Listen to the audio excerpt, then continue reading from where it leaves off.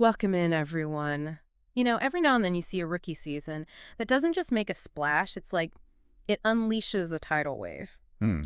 And that's Caitlin Clark in the WNBA, right? We've Yeah. got a whole stack of articles here, and we're diving deep into what everyone's calling the Caitlin Clark effect. We're talking record viewership. We're going to talk about these debates about representation, even a kind of controversial Nike deal. You ready? Yeah, let's do it. It's Yeah. really interesting how one player, coming into the league can become this kind of, I don't know, lens that we look at the entire league through. It's a lot. It's a lot. And right out of the gate, her very first game, most watched WNBA game ever on ESPN2. Wow. Yeah. That's got to mean something. Yeah, it really highlights the power of that star appeal, Mm. which is something that, men's sports have kind of capitalized on for decades. For sure. But to see it unfold in the WNBA, Yeah. it's like this whole other layer of complexity is added on. Yeah. And it wasn't just like, wins and losses on the court. It was like Caitlin Clark was everywhere. Sold out arenas. The media just could not stop talking about her. And I think that's where the context of kind of the history of the WNBA becomes really crucial, right? Mhm. Because this is a league where Black players, Yeah. LGBTQ plus players, Mhm. they have been the driving force for so long. Yeah, They fought for every inch of recognition. absolutely. And so Caitlin Clark comes in, she's a white straight woman. She's entering that space, but it's different. Differently, yeah. Precisely. And that sparked a lot of debate, right? Mm. Like, did her background, did that contribute at all to her, kind of meteoric rise? Was there maybe some implicit bias in how, fans and the media were gravitating towards her? And these are really, they're not easy questions to grapple with, but they're essential if we really want to understand the complete picture. Especially with some of the commentary that started to kind of bubble up around her. Oh, absolutely. Like the whole Pat McAfee situation, Oh.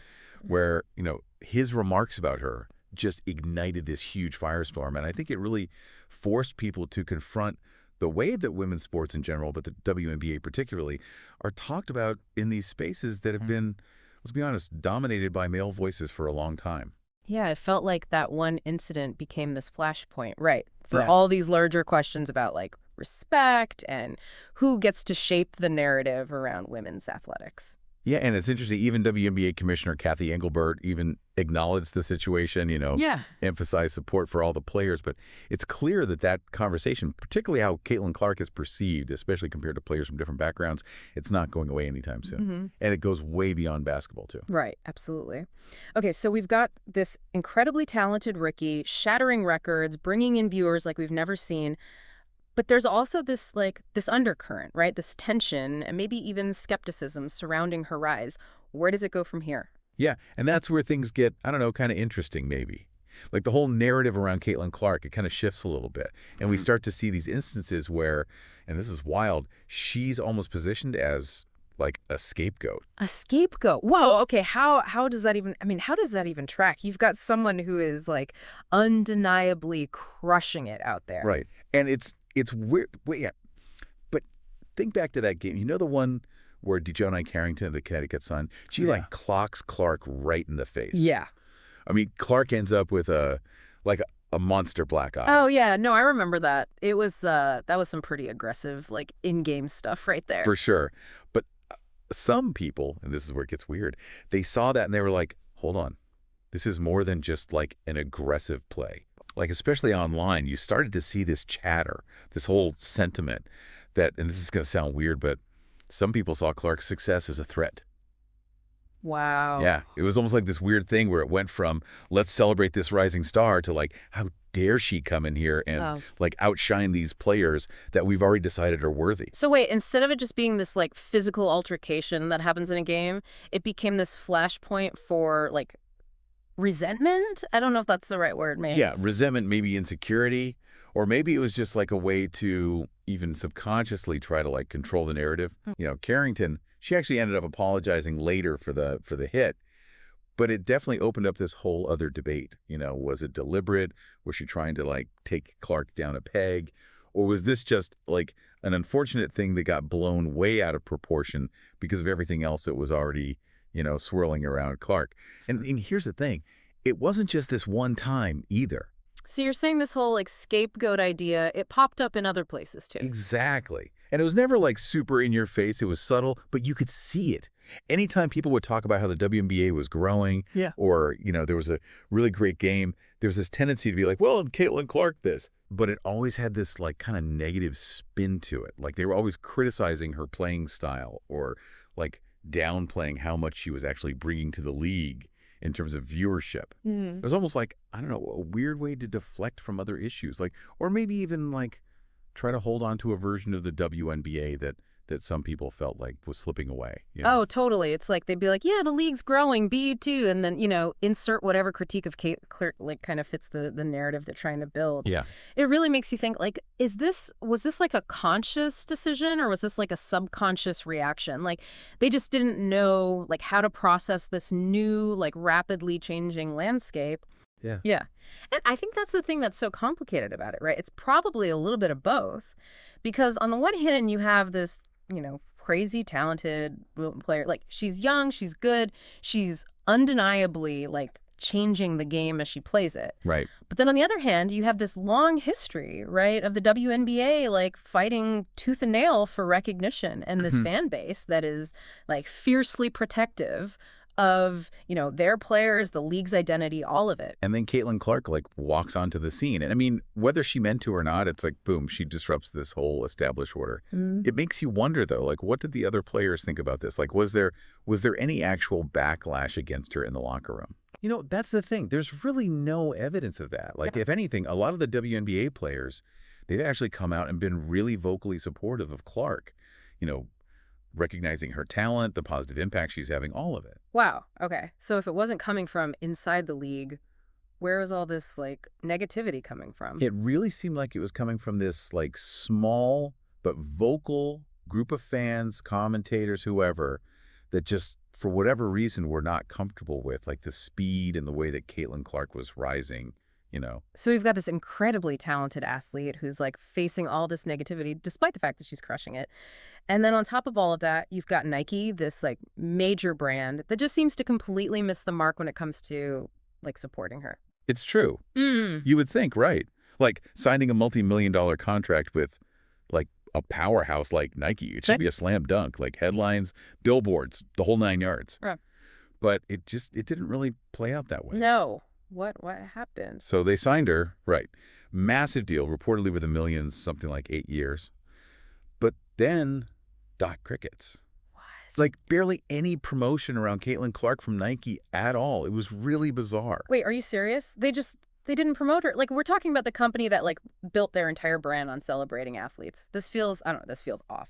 It did to a lot of people. Fans were outraged, as they should have been. They were pointing out all these other athletes, a lot of male athletes with similar deals, who were getting the whole like superstar treatment from Nike, signature shoes, commercials, huge social media campaigns, all of it. And meanwhile, Caitlin Clark breaking records left and right, undeniably changing the game. It's like Nike just, I don't know, forgot she existed or something. Okay, that's a huge missed opportunity for both of them, too. I mean, for Clark and for Nike. Did they ever offer an explanation like, hey, this is what happened? Nope, nothing. And honestly, that just made it worse. Fans, commentators, everybody's just left to speculate. Was it an oversight? Was it, I don't know, a miscalculation? Was there something else going on that we just don't know about? Whatever it was a fumble, like a major fumble. And to be clear here, right, this is about way more than just sneakers and billboards. This is about visibility, Yeah. This is about a major company putting their money where their mouth is, stepping up and actually helping to elevate this phenomenal athlete. And I mean, you elevate the sport, right? Right. It sends a message. It's like, hey, these women athletes, they deserve the same level of recognition, the same support as, their male counterparts. Exactly. You said it perfectly. The lack of, I don't know, whatever you want to call it, promotion, support around Caitlin Clark's Nike deal, that wasn't just like a marketing oversight. It was a missed opportunity, like a really big one. It was a chance for them to make a real statement about the value of women's sports and, really putting their money where their mouth is when it comes to investing in female athletes. And they dropped the ball. It really does make you think, like, what are the metrics for success in women's sports? Is it different somehow? Does it take more? Does it have to be I don't, easier to understand? I don't even know. Right. That's the question, isn't it? And it's the Yeah. one that unfortunately doesn't have an easy answer. So we've got this young, incredibly talented athlete, but she's somehow both celebrated and undermined at the same time. Plus, she's got this like major brand deal that feels like it's just kind of like stuck in neutral. I don't even know. Where do we even go Mhm. from here? What does all of this mean for Caitlin Clark, for the future of the WNBA? I don't know. It's a lot, right? It's like Yeah. you've got this young player, and it's almost like she's become this, I don't know, this lightning rod for all these bigger conversations about like, gender, race, representation, just all of it in sports, And it's like it's not like she asked for any of that. You know what I mean? And that's a lot of weight to carry for anyone, right? Yeah. Especially someone who's like just starting out, for sure. So where does Caitlin Clark go from here? I mean, does she just like lean into it? Does she try to, I don't know, steer the conversation back to the team, back to like the league as a whole? Well, and I think that's what's going to be so interesting to watch, right? Yeah. Because does she like shy away from all the controversy? Or does she take this opportunity, use this platform she has to like amplify other people's voices, other people's experiences? I'm really curious to see how she handles the next couple of years. That'll tell us a lot. It will. And what about Nike? Like, what are they going to do? Are they just going to be cool with letting this like massive deal, with all this money on the line, just sit there? Or are they actually going to, step up and give her the support that, frankly, she deserves? I mean, their next move is everything, right? Are they going to admit, like, hey, we kind of messed up here? Are they going to change their whole approach? I mean, will we see like a Caitlin Clark signature shoe? Will there be a whole ad campaign? Who knows? Yeah. Or are they going to just keep doing what they're doing? Keep quiet, hope everyone forgets about it. It's a big moment for them, that's for sure. Yeah. And what about the league itself? Like the WNBA, can they have it both ways? Can they like capitalize on, her star power, but also stay true to, everything they've built, everything they stand for, celebrating all these different players, honoring their history? It's a lot. It really is. And it's bigger than just basketball, too. I mean, this is about like progress and fighting for equality in a space that like never stays the same. It's constantly changing. It's wild. It's true. It's like we've been saying this whole time. Right? Caitlin Clark's rookie season, it was about so much more than just what happened on the court. It was like she became this, I don't know, this mirror reflecting back all these like complicated truths about like how we decide who's valuable, Yeah. How we talk about women in sports and who gets to tell that story. It's a lot. It is. And as her career goes on, as the WNBA grows and changes, one thing's for sure, we'll be watching. We will. Well, this is quite a deep dive. Thanks for going down this rabbit hole with me. It's been really interesting. Yeah, absolutely. Anytime.